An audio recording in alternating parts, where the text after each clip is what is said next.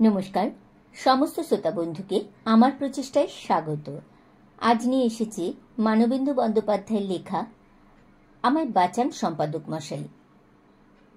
গল্পটি ভালো লাগলে একটি লাইক করে দেবেন এবং চ্যানেলটিকে সাবস্ক্রাইব করে পাশে থাকার অনুরোধ রইল। আপনারা পাশে থাকলে তবেই তো আমার প্রচেষ্টাকে সফলতার পথে এগিয়ে নিয়ে যেতে পারব। শুরু করছি আমায় বাঁচান সম্পাদক মশাই। সম্পাদক মশাই, ছেলেবেলা থেকেই বড়দের মুখে শুনে আসছি যে আমি ভীষণ বোকা, আর বড়রা যেহেতু নাকি গুরুজন, তাই ওই গুরুগম্ভীর গুরুজনদের অবশ্য আমি দোষ দিই না। কেননা স্কুলে যত পরীক্ষায় ফেল করা সম্ভব তার একটিতেও কখনো আমি পাশ করিনি। ফেল করতে করতে আমি 6 ফিট লম্বা হলাম। আমার গলার আওয়াজ বড়দের মতো মোটা হয়ে উঠল, ঠোঁটের ওপরে নাকের তলায় গোঁফ গজালো, আর মাঝে মাঝে কোনো কারণ নেই অথচ খামোকা ভেজায় মন খারাপ হতে লাগলো। ইজের পড়া বাচ্চাদের সঙ্গে এক ক্লাসে বসতে আর ভালো লাগলো না, তাই একদিন কারোর কোনো কথা কানে না দিয়ে স্কুল ছেড়ে দিলাম। বাবা গম্ভীর গলায় জিজ্ঞেস করলেন, যেহেতু তারই নাকি সবচেয়ে গুরু দায়িত্ব, এখন তবে কি করবে ভাবছ? কিছু না ভেবেই ধা করে আমি জবাব দিলাম, ব্যবসা করব। তারপর তো আপনি জানেন, বাবার দেওয়ার সামান্য মূলধন নিয়ে আমি যখন ব্যবসা চিনতে শিখেছি, ঠিক তখনই লাগলো দ্বিতীয় বিশ্বযুদ্ধ, এবং বলা বাহুল্য কি করে যে আমি ভাগ্যের ঘোড়াকে জোর কদমে এরকম লাফাতে লাফাতে এগিয়ে নিয়ে চলেছি তা আপনার আর অজানা নয়। এখন আমার যা রোজগার, আমার বয়সের কোনো বিএ এমএ পাস ছেলেও হয়তো ভাবতে পারে না। বেশ একটু মোটাসোটা আর ভরিক্কি হয়েছি। আমার সঙ্গে সঙ্গে বাড়ির চেহারাও ফিরেছে, চালচলনই এখন আলাদা। মনীষের কথায় বলতে গেলে রীতিমতো ফাটাফাটি ব্যাপার। আর এ কথাও আপনি জানেন যে বাড়ির লোকেরা এখন আমার সম্বন্ধে যা বলে তা শুনতে মোটেই খারাপ লাগে না। গুরুজনদের কথার তালেও বেশ একটা লঘু সুর এসেছে আজকাল। কিন্তু সম্প্রতি আমি ভীষণ বিপদে পড়েছি, এবং সেই কারণেই আপনাকে সমস্ত খবর জানিয়ে এই চিঠি দিচ্ছি। কি যে করা কর্তব্য আমার, আপনি তা জানালে, মিথ্যে বলছি না, জানবেন আমার প্রাণ বাঁচবে। আপনার হয়তো হেয়ালির মতো মনে হচ্ছে, তাই পুরো ব্যাপারটা খুলেই বলি। অত্যন্ত দুঃখের সঙ্গে জানাচ্ছি যে আমি ঠিকানা পাল্টেছি। আরও স্পষ্ট করে বলাই ভালো, আমি এখন আর কলকাতায় নেই। ঠিকানাটা আমার জানানো উচিত একথা অস্বীকার করি না, কিন্তু আমার এখনকার বাসস্থান পাঁচকান হলে আমাকে আর এই ধরাধামে আপনারা কেউ দেখবেন না। একটা প্যাঁচা কিংবা সোনালি চিল হয়ে হয়তো আপনাদের আশেপাশেই ঘুরব, আপনারা আমাকে চিনতে পারবেন না। আমি কি বলছি তা বোধহয় এখনো আপনার কাছে স্পষ্ট হয়নি, হয়তো বুঝতে পারছেন না আমার কথা। যদি বুঝতে চান তবে আসুন একবার আমার মাসতুতো ভাই মনীষের কাছে। আপনারা হয়তো মনীষকে চেনেন না, সেও আপনাদের কাউকে চেনে বলে মনে হয় না, কিন্তু মনীষ পৃথিবীর সমস্ত পাখিদের চেনে, আর পাখিরাও নাকি মনীষকে চেনে। এই বিষয়টি অতি সংক্ষেপে বলতে গেলে হয়েছে আমার আতর্কিতে এমনিভাবে উদা হয়ে যাওয়ার আসল কারণ। গোটা ব্যাপারটা খুলে বলার আগে মনীষের একটু পরিচয় দিয়ে নেওয়া ভালো। মনীষের বয়স আমার মতোই এবং আমার মাসতুতো ভাই হলেও আপনার হয়তো অবাক লাগবে শুনে যদি বলি পড়াশোনায়ও চিরকালই দুর্দান্ত ভালো। পরীক্ষায় কখনো দ্বিতীয় হতে দেখিনি। আমাদের বাসার সকলে চিরকালই ওকে নিয়ে উচ্ছ্বাসিত। ছেলেবেলায় তো যখন তখন ওকে উদাহরণ হিসেবে জাহির করে আমাকে যা তা কথা বলতো আমার গুরুজনেরা।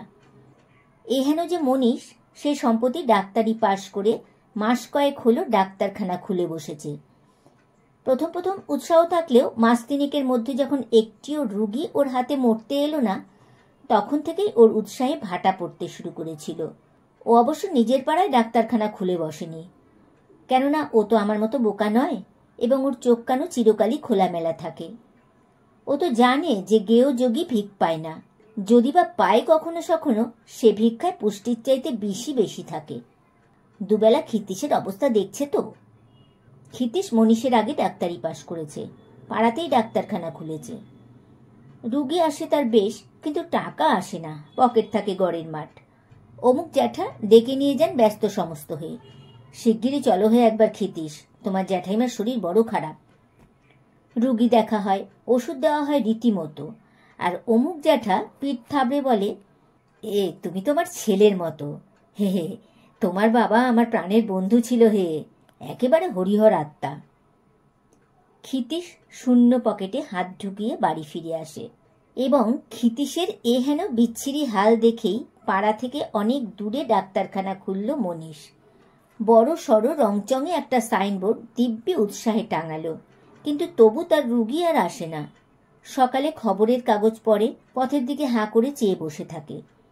এই নিয়মমাফিক চলছে গত তিনটে মাস, কিন্তু তারপরও যখন কোনো রুগী এলো না, তখন ধুত্তর ছাই বলে বাড়িতেই প্রায় সব সময় বসে পাড়ার ছেলেদের সঙ্গে তাস পেটে বা আড্ডা মারে সব সময়, আর ফাঁক পেলেই আমাকে পক্ষী চরিত্র সম্পর্কে জ্ঞান দান করে। মনীষ আজকাল আমাকে প্রায় বলে মানুষের আত্মা অমর, আর মানুষ মরলেই পাখি হয়ে বেঁচে ওঠে। প্রত্যেকটি পাখি আসলে এক একজন ফৌত হওয়া মানুষ। বেড়াতে বেড়াতে হঠাৎ একদিন বলে ওঠে, দেখ দেখ ওই পাখিটা দেখ। আহা, তাড়িয়ে দিস না, নমস্কার কর। বলতে বলতে নিজেই নমস্কার করে। আমি হাদার মতো ফ্যাল করে তাকাই ওর দিকে, আর শুধুই কেন, খামোকা একটা পাখিকে সেলাম ঠুকতে যাব কেন? বিরক্ত গলায় মনীষ উত্তর দেয়, তোর মতো উজবুক আর দ্বিতীয় দেখিনি। উনি আজ জন্মে রবীন্দ্রনাথ ছিলেন। প্রথম সত্যি বলছি সম্পাদক মশাই, ওর এই অদ্ভুত ধরনের পাগলামিতে হাসতুম আর অর্ধেক কথাই বিশ্বাস করতুম না, এবং ভাবতাম গল্প লিখতে জানলে কোনো পত্রিকায় ওর কথা লিখে পাঠানো যায়, বিচিত্র এক বাতিক এই শিরোনামায়। মনীষ অবশ্য চুপ করে থাকতো, কোনো কথা বলতো না। ছাদে দাঁড়িয়ে চুপ করে এক দৃষ্টে পাখিদের দিকে তাকিয়ে থাকতো। ওদের মধ্যে কে আবার ওই বিশাল খোলা আকাশের প্রজা হয়ে তার হৃদয় অধিকার করবে। বুঝতে পারছি হাসছেন, হয়তো ভাবছেন লোকটা আগে শুধুই গাড়ল ছিল, এখন আবার পাগলও হলো। বিশ্বাস করুন, যদি আমার কথা মিথ্যে হতো তবে পৃথিবীতে সবচেয়ে বেশি খুশি হতাম আমি, এবং আমি হো হো করে হট্টহাসি হেসে উঠতুম। সেদিন বিকেলবেলা আমি আর মনীষ ছাদের উপরে বসে চা খাচ্ছি। হঠাৎ মনীষের বুক ঠেলে একটা বেজায় করুণ দীর্ঘ নিঃশ্বাস বেরোলো। আহা! ওর মুখের দিকে তাকাতেই একটা শালিক দেখিয়ে বলল, বেচারির বড় কষ্ট। আহা, একা একা ঘুরে বেড়াচ্ছে, সঙ্গী সাথে কিছু নেই বেচারার। আমার ভয়ানক হাসি পেল, কিন্তু তা সত্ত্বেও হাসি চাপবার ব্যর্থ চেষ্টা করে জীবনানন্দ দাশ আওড়ালাম। এ জীবনে আমি ঢের শালিক দেখেছি, তবু সেই 3 জন শালিক কোথায়? মনীষ ভীষণ রেগে গিয়ে বিদঘুটে মুখ করে বলল, ঠাট্টা করছিস? তারপর আবার কিছুক্ষণ গম্ভীরভাবে বসে থাকলো। ওর সামনে চায়ের পেয়ালার সোনালি চায়ের উষ্ণ ধোয়া মিলিয়ে গিয়ে চায়ের ওপর স্বরের মতো একটা পাতলা পর্দা পড়ল। তারপর হঠাৎ মুখ চোখ ঝকমকিয়ে উঠল ওর। বলল, আচ্ছা, সত্যনারায়ণবাবু তো একা একা থাকেন না? ওরও তো 3 কুলে কেউ নেই। আমি মাথা নাড়তেই বলল, ওরও তবে ভয়ানক কষ্ট। আহা, বেচারি। তারপর এক চুমুকে সেই ঠান্ডা হয়ে যাওয়া চা নিঃশেষ করে বলল, আচ্ছা, আমি একটু সিনেমা দেখে আসি। শহর থেকে দূরে ছবিটা নাকি তোফা হয়েছে। মনীষ চলে গেল। রাত্রে কখন বাড়ি ফিরেছে জানি নে, কেননা রাত্রে ওর সঙ্গে আমার দেখাই হয়নি। সকালবেলায় খবরের কাগজ খুলেই চমকে উঠলুম। লেখা আছে, বিখ্যাত স্বদেশী নেতা সত্যনারায়ণ লাহিড়ীর রহস্যজনক মৃত্যু। মনীষকে কাগজটা দেখালুম। প্রথমটা ভয়ানক গম্ভীর হয়ে গেল ও। তারপর বলল, চল তো একটু ছাদ থেকে ঘুরে আসি। ছাদে গিয়ে দেখি আজ বসে আছে একটি না 2টি শালিক। আমাদের দেখে একটা শালিক ভয়ে উড়ে গেল, আরেকটা আনন্দে চিৎকার করতে করতে তার পিছু নিল। মনীষ হাসি খুশি গলায় বলল, দেখেছিস শালিকটার কি আনন্দ? আগে একটা একচোড়া গাছের শালিক কিরকম মনমনা হয়ে থাকতো। শুনে প্রথমটা আমার বুকের রক্ত কিরকম যেন ছলকে উঠল। আমি ইচ্ছে করেই শালিকদের থেকে চোখ ফিরিয়ে আনলাম। অন্যদিকে তখন কত কত পায়রা বুক ফুলিয়ে বকম বকম করছে। দেখতে পেলাম আমাদের বাড়ির সামনের দিকে গম্বুজের মতো করা, তাতে খোপ খোপ আছে। পায়রারা তার মধ্যে থেকে যাওয়া আসা করছে। চারদিকে একটা পায়রা পায়রা গন্ধ। ওপরে আকাশে একঝাঁক পায়রা দেখা গেল। শুনতে পেলুম ওরা নানান সুরে, কখনো রেগে চেঁচিয়ে, কখনো নরম সুরে ফুসলিয়ে আমাকে ডাকছে। আমি সে ডাকের কাছ থেকে যত দূরে পারি সরে গিয়ে একেবারে খোপওয়ালা গম্বুজের পাশে এসে দাঁড়ালুম, যেন পায়রাদের দুনিয়া এসে পড়েছি হঠাৎ। খোপের ভেতর থেকে দেখলুম কতগুলো কচি কচি লালমুখো পায়রার ছানা আমাকে অবাক হয়ে দেখছে, আর তাদের মায়েরা চ্যাঁ চ্যাঁ লাগিয়ে দিয়েছে। সারি সারি খোপে অনেক পায়রার বাসা, চারিদিকে পায়রার পালক, পায়ের নিচে পায়রার পালকের নরম গালচে তৈরি হয়েছে। আর কেমন একটা বিচ্ছিরি গন্ধও আছে পায়রার গুয়ের। হঠাৎ তাকিয়ে দেখি সব খোপে পায়রার বাসা, কেবল এক কোণে দুটি খোপ ছাড়া। মনীষও আমার মতো ওই খালি খোপ দুটির দিকে তাকিয়েছিল। ওর চোখে চোখ পড়তেই বললে, বাড়িতে এত পাখি, কিন্তু দুটো চড়ুই না হলে ভালো দেখায় না। সেই দিনই মনীষ গেল গঙ্গায় স্নান করতে। বাড়িতে ফিরে এসে বলল, দেখেছিস কি সুন্দর দুটো চড়ুই? জিজ্ঞেস করলাম, কিনলি বুঝি? ও জবাব দিল, না, এমনি উড়ে এসে বসেছে। পরদিন খবরের কাগজে দেখি গঙ্গাবক্ষে দুটি বালক বালিকার আকস্মিক জলনিমগ্ন হইয়া মৃত্যু। মনীষের গঙ্গা স্নান, দুটি বালক বালিকার অপঘাত মৃত্যু, এবং তারপরই দুটো চড়ুই। না, এ যে বড়ই ভয়ানক কথা। ব্যাপার খুব সহজ ঠেকল না আমার চোখে। এখন কেন যেন মনীষকে দেখলেই একটু ভয় ভয় করে। ও আবার এখন মাঝে মাঝে আমাকে নিয়ে বেড়াতে যেতে চায়, কিন্তু আমার সাহসে কুলায় না। হাদা হলেও এটুকু বেশ বুঝতে পারি, পাখিদের জন্য সমবেদনায় মনীষের প্রাণ অভিভূত হয়ে ওঠার পরেই কোনো না কোনো রহস্যজনক দুর্ঘটনার সংবাদ পাওয়া যায়, এবং তাদের সঙ্গে মনীষের যোগাযোগ প্রত্যক্ষ যদি নাও বা হয়, পরোক্ষভাবে একটু না একটু থেকেই থাকে। এই সন্দেহ থেকে নিজেকে মুক্ত রাখা ভারী কঠিন হয়ে ওঠে। তার পরের দিন দেখা গেল আমাদের অতজোড়া পায়রার মধ্যে একটি মারা গেছে, এবং বিজোড় হওয়ার দরুন একটি পায়রাকে খুব আকুলি বিকুলি করে ডানা ঝাপটাতেও দেখা গেল।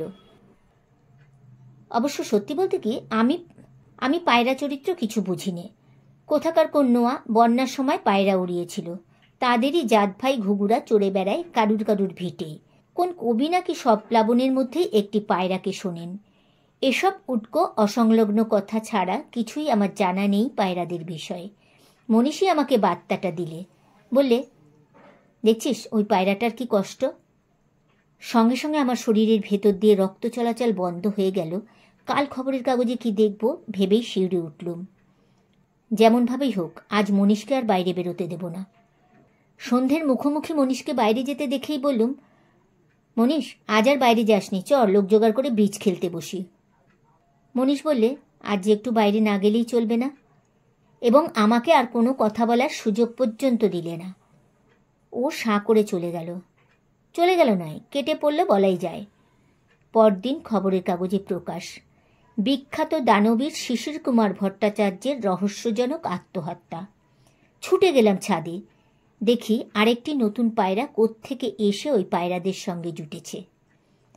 ভাবলুম এভাবে আর থাকা উচিত না, এর একটা প্রতিকার করতেই হবে। পুলিশকে একটা খবর দেওয়া উচিত, অন্তত আরও 5 জন নির্ভয়ে বাঁচুক, শান্তিতে থাকুক। জামা পরে বেরোতে যাব, দেখি মনীষ বাড়ি ঢুকল। একটা বাচ্চা পাখি দেখিয়ে বললে, একটা প্যাঁচার বাচ্চা। আহা, এর মা মরে গেছে। একে দেখবার জন্য একটা বড় ধাড়ি মতো প্যাঁচা না পেলে এর বড় কষ্ট হবে। তারপরই আমার দিকে তাকিয়ে বললে, তোর তো দোকান আজ বন্ধ, রোববার না? আমি মাথা নাড়তেই বললে, তুই বড় ঘর কুনে, বড় একা একা থাকিস। এত একা একা থাকা মোটেই ভালো দেখায় না। আহা, প্যাঁচাটাও বড্ড একা। কি যেন বলবার চেষ্টা করলাম, কিন্তু গলা দিয়ে একটা কথাও বেরোলো না। আতঙ্কে চোখ দুটো যেন ঠেলে বেরিয়ে এলো। ভয়ে অস্বস্তিতে এই শীতের দিনেও সারা শরীর ঘামে ভিজে গেল। এবার ওই প্যাঁচার সঙ্গে আরেকটা প্যাঁচা হতে কি আমাকে এই সাধের মনুষ্য জীবন ছেড়ে যেতে হবে? বিশেষত ঠিক যখন আমি ব্যবসায় দেদার পয়সা লুটছি। পুলিশে খবর দেওয়ার সাহসও পেলাম না। একটু সময় নষ্ট করলেই হয়তো একটা বিপত্তি হয়ে যাবে। সোজা ছুটলাম স্টেশনে, তারপর এখানকার ঠিকানা আপনাকে আর দিলাম না। দয়া করে খবরের কাগজ ভালো করে পড়বেন। প্যাঁচার সঙ্গী হবার মতো অন্য লোক না পেলে মনীষ নিজেই হয়তো আত্মহত্যা করে বসতে পারে।